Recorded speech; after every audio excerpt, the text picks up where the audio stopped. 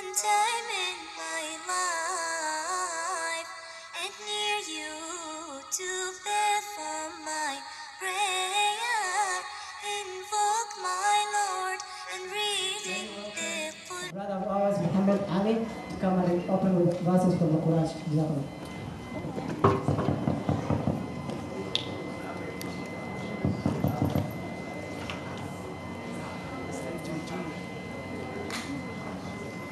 أعوذ بالله من الشيطان الرجيم.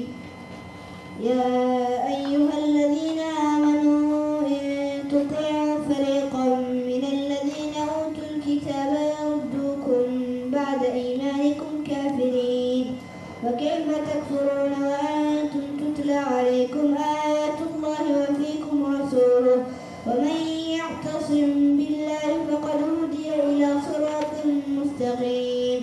يا أيها الذين آمنوا اتقوا الله حق تقاته ولا تموتن إلا وأنتم مسلمون، واعتصموا بحبل الله جميعا ولا تفرقوا، واذكروا نعمة الله عليكم إذ كنتم أعداء فألف بين قلوبكم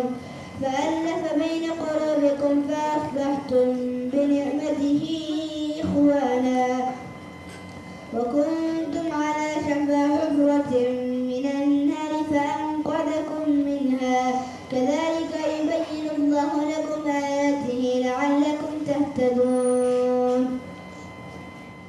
أنا اشتقنا